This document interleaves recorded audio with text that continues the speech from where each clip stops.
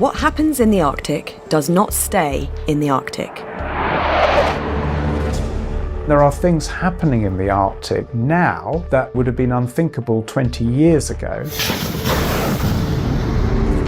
This is the region warming faster than anywhere else on Earth. And as the climate changes, so does its strategic importance. We need Greenland for national security and even international security. Major powers are turning their eyes north, looking for resources, new routes through the ice, and a way to strengthen their position on the global stage. A lot of countries have come out with Arctic strategies. It's part of how the international order is being challenged. Here are 5 reasons why the Arctic has become one of the world's most hotly contested regions. To understand this, we need to look at the world in a different way. Far from just a frozen ocean, 8 countries have territory in the Arctic Circle. The United States, Canada, Greenland, which is a semi-autonomous part of Denmark, Iceland, Norway, Sweden, Finland, and Russia. During the Cold War between the US and Soviet Union, going over the pole was a potential route for missile strikes. Both countries expanded their military operations, with the US establishing a base in the north of Greenland. But in 1987, with the Cold War coming to an end, Soviet leader Mikhail Gorbachev proposed the scaling down of military activity in the Arctic. What Gorbachev was trying to articulate was a vision where the Arctic parties would focus on areas where they could find common cause. In the years that followed, the 8 Arctic nations formed the Arctic Council and agreed to work together on research and environmental protection. Arctic and non-Arctic states opened research bases, with countries like China, India, and South Korea investigating how the region impacts weather patterns thousands of kilometres away in Asia. The Arctic has had this reputation of being sort of an exceptional place of peace and cooperation. That narrative continued until Russia's invasion of Ukraine.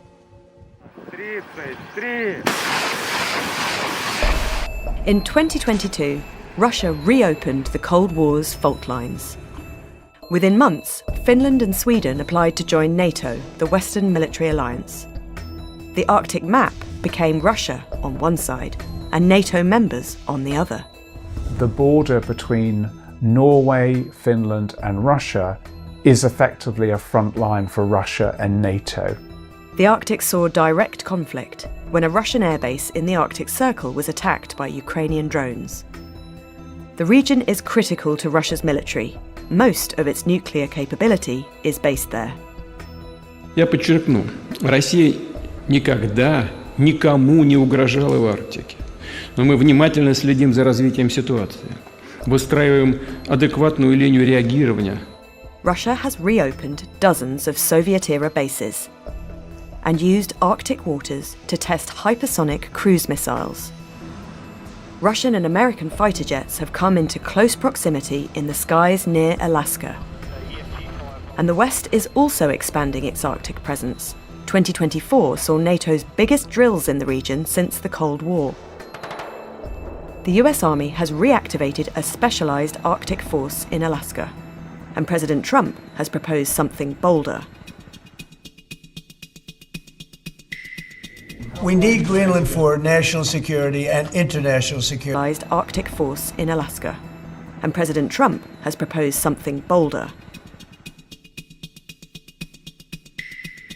We need Greenland for national security and international security. So I think we'll go as far as we have to go. We need Greenland, and the world needs us to have Greenland. The US still has a military base in Greenland, and the response to Mr. Trump's suggestion was clear. Jamen, Grønland er grønlændernes, og Grønland er en del af det danske kongerige, og det kommer ikke til at ændre sig. Polls suggest most Greenlanders don't want to be part of the US. The majority want to be independent. For Donald Trump, a strong presence in the Arctic is key to countering the partnership between Russia and China, which the two countries describe as a friendship without limits. You don't even need binoculars. You look outside, you have China ships all over the place. You have Russian ships all over the place. We're not letting that happen. Russian and Chinese Coast Guard ships have carried out joint patrols in the Arctic Ocean, and bombers from both countries have flown together near Alaska. It's the first time that we've seen these two countries fly together like that. The worry is that some of those drills, exercises, patrols might generate a risky escalation, a miscalculation. China says its actions are about deepening cooperation with Russia and aren't aimed at third parties. However, this relationship has tensions of its own. There's been a danger that Russia's fully aware of, is that the more and more it collaborates with China, the more it's giving China legitimacy to act as a very powerful near-Arctic state. China describes itself as a near-Arctic state, despite being 1,400 kilometres from the Arctic Circle. In 2018, it launched a range of investment projects it called the Polar Silk Road, but it's hit roadblocks in communities wary of being over-reliant on China. They want to be a polar superpower. We want a relationship to China, but we do not want to be dependent on China. There's no question that it was trying to sort of have a significant impact in the Arctic, but it hasn't come to fruition. Most of China's economic success in the Arctic has come from partnering with Russia on projects like this natural gas extraction field. And shipping this gas has been made easier by the Arctic Ocean's melting sea ice. This was how much there was in summer 1979. And this is in 2024, a reduction of 2.6 million square kilometres, which is roughly the size of Argentina. Many see this as an opportunity to exploit the Arctic for shipping during the summer months. Of the 3 potential routes, the only one currently viable is along Russia's northern coast, known as the Northern Sea Route. There's been the hope that more and more traffic could bypass the usage of the Suez Canal and shave thousands of miles of shipping time and distance. 97 cargo voyages were made using the Northern Sea Route in 2024, mostly exports from Russia to China. But compared to Suez, with 13,000 ships passing through every year, it's a long way from being a competitive option. The Arctic Ocean is frozen for most of the year.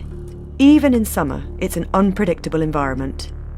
You're going to have a situation where there are very small windows of time where there could be the potential to transit, and that doesn't offer the certainty the shipping industry needs.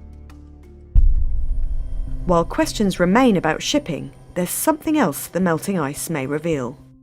There's been this narrative of the last frontier of sort of rich access to resources that haven't been accessible in the past.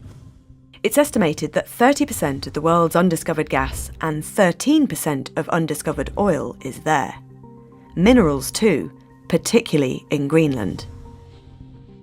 If the U.S. were to gain access to Greenland's resources, it could significantly reduce our dependence on foreign suppliers, particularly China, which currently operates a virtual monopoly on the rare earth market. But getting these resources is far from simple.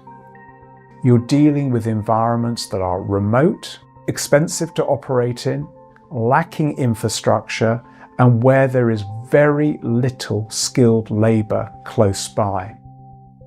Despite this, global interest in the region, and what further ice melt might reveal, remains. And that could introduce further competition to this already contested region. 15 years ago, you would have said the Arctic is a region best characterised by high north, low tension. Now, we should adapt that slogan to high north, high tension.